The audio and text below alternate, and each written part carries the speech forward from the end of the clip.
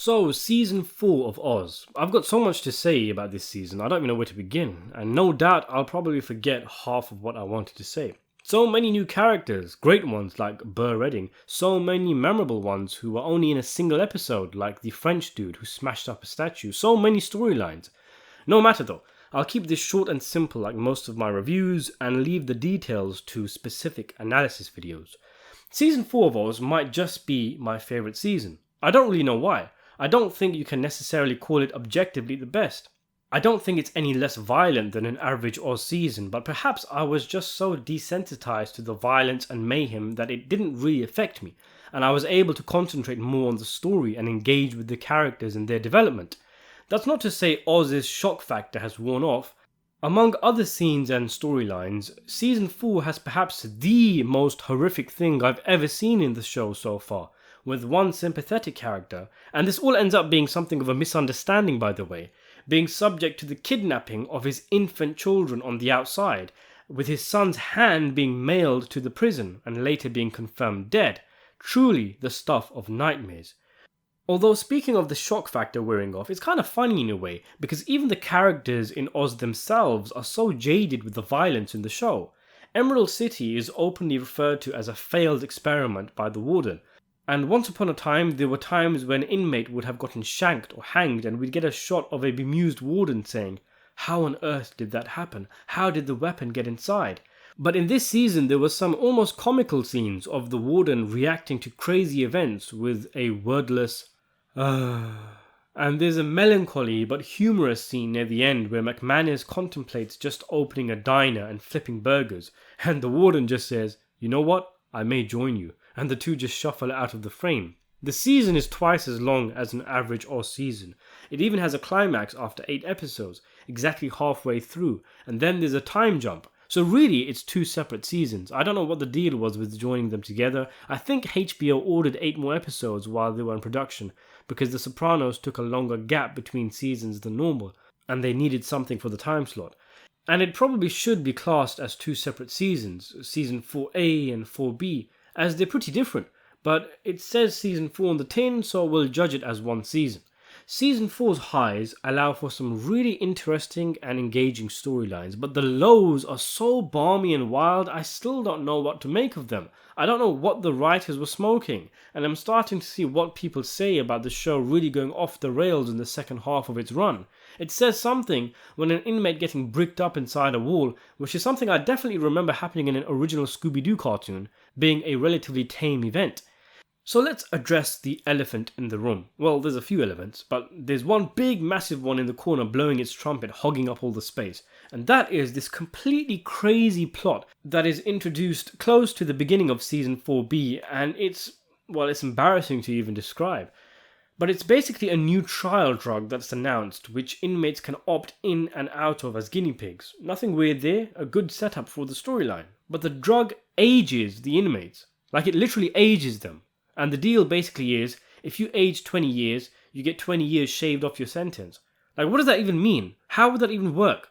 If I go down for 6 months, and I take one pill and age 6 months in one day, do I just walk in and out of the prison, only doing 2 days? The day I went in and the day I went out? What does it actually mean to age fast? They could have at least tried to introduce some kind of pseudoscience, explain it like people's molecules deteriorating, or I don't know, just make some kind of effort. You have like one scene of the guys who work at Oz discussing the new drug, some of them bemused by the concept, and then they just run with it like it's a normal thing. You gotta give credit to the actors doing their best to sell this Star Trek storyline getting mixed up with this prison drama. Oz has never been the bastion of realistic television, but this is a true jumping the shark moment.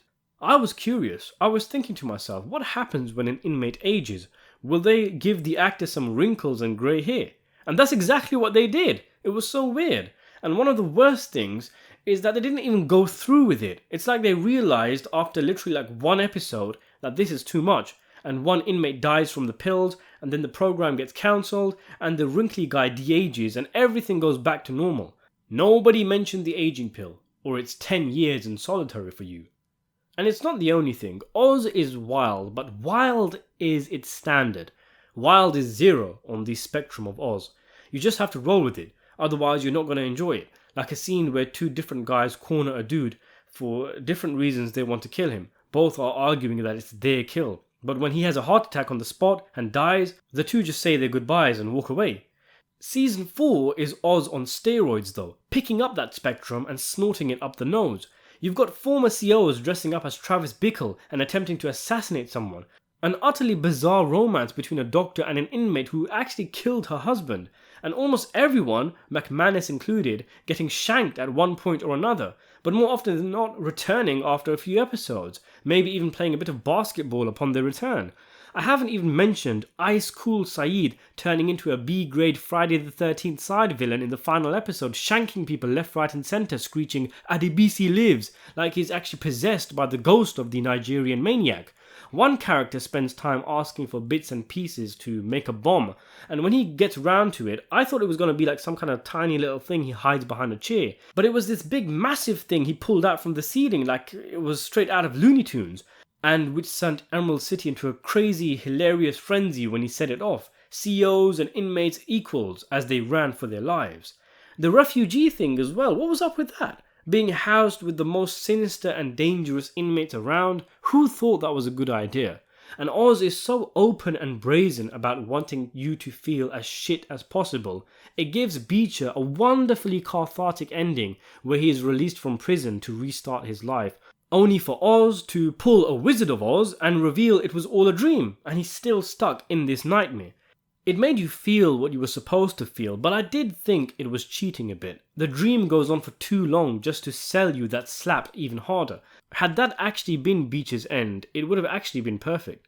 So in terms of the story, again, there's so much going on, but perhaps the main overarching storyline is a continuation of the racial tensions from the last season. McManus is shown the door by the warden, which, much as I like the character, should have happened ages ago. And Emerald City is now run by a guy who played Norman in The Wire. The man just oozes charisma, but he's a devious motherfucker once he gets going, making some eye-raising decisions, essentially shipping off much of the non-black inmates out of Emerald City and bringing in black inmates. Is this a novel approach to reducing the violence, or has Emerald City's new warden got some kind of agenda? Either way, the larger-than-life Adebisi is given free rein to do as he pleases, partying with his crew in his cell and having complete control over the drug trade, with the unit manager Querns looking the other way as long as there is no violence. How exactly Adebisi could have known that if McManus got sacked, the new unit manager would not only be black, but on exactly the same page as him, who knows? The writing isn't exactly always top tier. Saeed, who's been voted out of leading the Muslims, tries to stop Adebisi, and it all leads to a thrilling Season 4A climax in which, spoiler alert for those who haven't seen it, Adebisi dies. And a part of me wonders if Oz didn't die along with him because it never quite reaches those heights again. Other storylines include the continuing battles and twisted relationship between Schillinger and Beecher, an undercover cop in Oz trying to infiltrate the drug trade, Shirley Bellinger's experiences on death row, Reedabout getting a taste for killing when he's forced to carry out a hit, a TV crew coming into Oz, and a whole lot of other things. Established characters are given a lot of development. We can talk about this in other videos, but just one interesting scene was Warden Glynn talking to the TV man. I like this scene because it kind of contextualizes the show, with Glynn openly saying he should have been fired, but whoever replaces him would end up being even worse. But really, guys like Glynn and McManus would have gone long ago. It's interesting that about halfway through it feels like Oz does a bit of a reset. Saeed becomes the leader of the Muslims again. McManus returns. Many of the old Emerald City inmates are brought back in. I wonder if the writers didn't really have a proper follow-up in mind for 4A's conclusion, because when a reset is done, it's often a sign of trouble, a sign that the writers are running out of ideas. And while 4B is entertaining in its own right, it isn't as good as 4A. It doesn't really feel like it has an overarching plot, and it rehashes stuff, like there being basketball games now instead of boxing matches, and the constant use of adding a new crazy inmate just when things risk becoming stale, who often won't survive 3 or 4 episodes. One thing I don't like about Oz, I never really have done, is the opening credits. Being a compilation of the violence, some of it upcoming, can be spoilerific if you're eagle-eyed enough, but just the fact that it's showing all this gruesome stuff kind of undersells Oz, like it's proudly wearing its violent reputation on its sleeve. But even after watching all the violence, that's not really what you come away from Oz remembering. As depraved as the world of Emerald City is, there is humanity here. As well as the predators, the cruelty, and the self-interest, there is love, loyalty, and friendship, but the opening credits don't reflect that. Anyway, just a bit of a nitpick. On to Season 5.